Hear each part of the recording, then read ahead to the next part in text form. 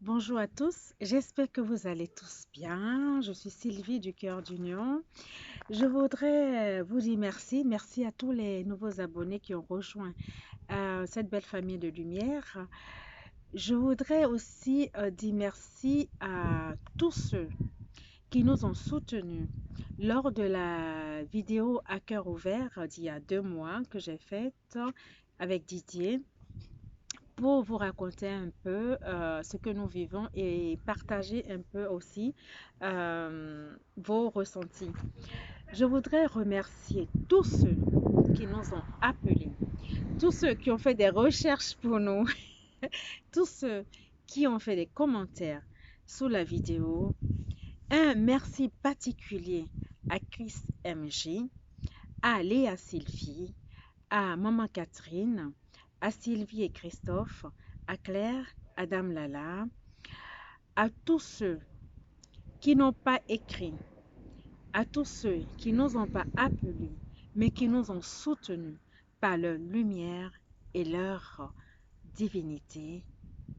Didier et moi, nous tenons à vous dire un grand merci. Merci car je peux vous dire que le soutien a été très très fort. Et les changements s'opèrent. Les changements s'opèrent, nous aussi, nous continuons ce cheminement et les choses s'améliorent. Et pour ça, je vous dis un grand merci. Aujourd'hui, j'ai l'élan de vous parler de la peur qui ne dit pas son nom, mais d'une peur assez spéciale. Vous allez me dire, ouais, mais de quoi elle parle? Oui, je suis allée un peu dans le dictionnaire pour voir comment le dictionnaire définit la peur. L'émotion qui accompagne la prise de conscience d'un danger, d'un événement, d'une menace en quelque sorte. Et je sais que le corps humain réagit de bien des façons, de différentes façons par rapport à chaque personne, chaque personnalité. Soit, quand on a peur, on a une sueur froide, on réagit d'une certaine manière, on tremble, soit on se raidit, soit on a la chair de poule, la gorge qui se noue ou vraiment où on n'arrive même pas à respirer, les cheveux qui se dressent sur la tête, le cœur qui bat la chamade, et soit on a la gorge sèche aussi, les cheveux qui se dressent, on a les jambes coupées, comme on dit, ou les jambes en coton, les mains qui sont moites, les dents qui grincent, qui craquent, ou les mâchoires qui se contractent, ou on a du mal à respirer. On a diverses sensations dans le corps. Pourquoi je vous parle de cela? Euh, Moi, j'ai une peur qui, par moment, qui revient, que je vis très mal, qui me... C'est comme si, quand cette peur arrive, c'est vrai, mon cœur bat. Quand mon cœur bat, c'est comme si je me sens pas bien. Je me sens pas bien, c'est tout ce que j'aime dans le corps, hein. Mon cœur bat, je me sens pas bien. Et ça, j'ai fini par comprendre il y a quelques années de cela, que quand ça vient, puisque je note moi tous mes ressentis, et après, au fil des jours, au fil des années, j'ai fini par comprendre que oui, tel ressenti correspond à tel événement, tel ressenti correspond à tel événement. Et j'ai fini par comprendre que quand j'ai cette peur qui arrive d'une certaine manière, c'est qu'on va m'annoncer un décès.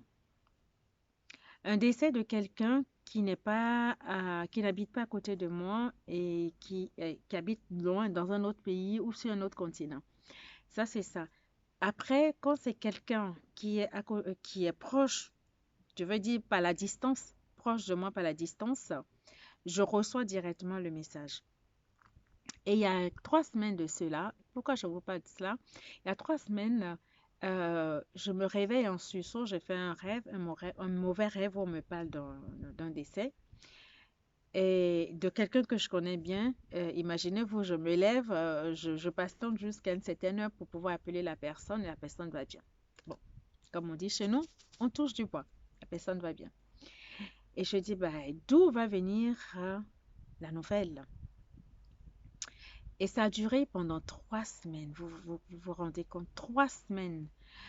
Euh, et à chaque fois, je rayonne de ma lumière, j'accompagne la nouvelle qui va arriver.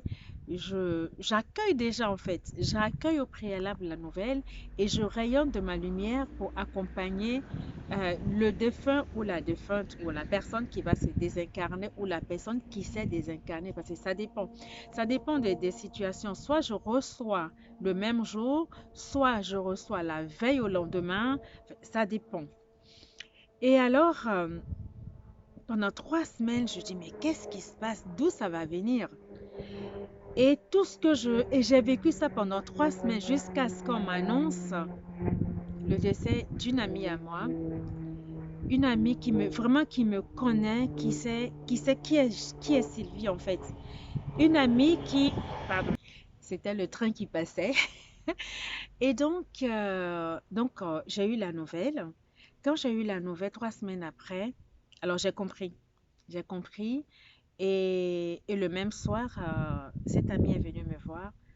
Pour moi, c'est la première amie vraiment très proche que j'ai eue dans ma vie, qui me connaît, qui sait en fait comment me parler, qui sait comment aborder les situations. Franchement, c'est une sœur. C'est une sœur à moi à qui je rends hommage aujourd'hui parce qu'elle a été enterrée hier. Je rends vraiment hommage. Et je lui rends hommage. Et je dis merci. euh, je lui dis merci d'être passée sur cette terre et merci de ce qu'elle a pu m'apporter. Encore. Et elle est donc, je disais elle est passée me voir. On a papoté comme avant. Comme avant, elle m'a même accompagnée un jour au travail pour voir un peu ce que je fais. Et vraiment, ça a été une bénédiction pour moi. Et je pense que vous aussi, chacun de nous a cette capacité de ressenti et de relier le ressenti à un événement ou de relier le ressenti à ce qui est et ce qui se passe dans l'instant présent ou ce qui va arriver pour anticiper. Et chacun de nous aussi a cette capacité de parler à nos parents, à nos amis, à tous ceux qui se sont désincarnés qu'on connaît. On a cette capacité de le faire. Euh, et du coup, pourquoi je vous parle de cette peur qui ne dit pas vraiment son nom? Parce que moi, c'est comme ça que je le ressens. Peut-être que vous avez un autre ressenti. C'est d'accueillir, en fait. C'est d'accueillir, d'être dans l'instant présent, de vraiment habiter son corps. Et moi, je sais que habiter mon corps me permet de plus de sensations, en fait. Quand je dis sensation, c'est pas waouh, ou ouais, il y a ça aussi, mais le ressenti, en fait, corporel, quand j'habite mon corps, quand je suis présente à moi, que je vis l'instant présent, je pense que j'ai déjà partagé dans une des vidéos où je nous invite à vivre l'instant présent, à vivre cet instant présent. Et cet instant présent, moi, me permet de véritablement sentir, ressentir, vivre, accueillir. Et c'est ça, en fait, ce pourquoi je voulais vous faire cette petite vidéo aujourd'hui.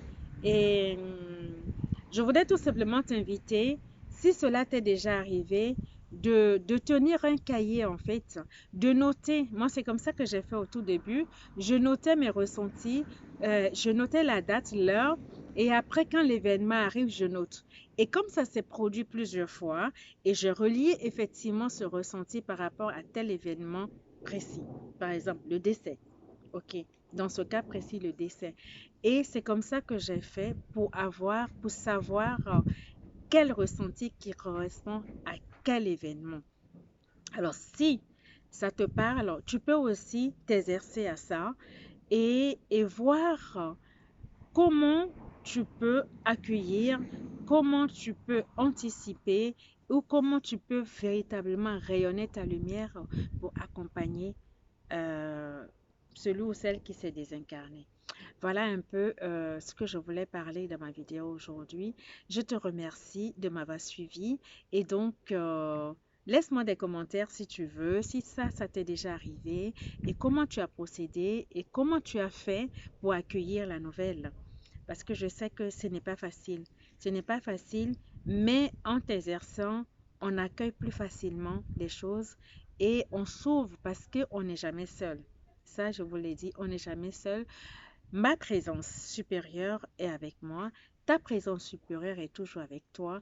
Et en plus de cette présence supérieure qu'on appelle aussi le moi supérieur ou le soi supérieur, en plus de lui, on a les anges, on a les archanges, on a les maîtres ascensionnés.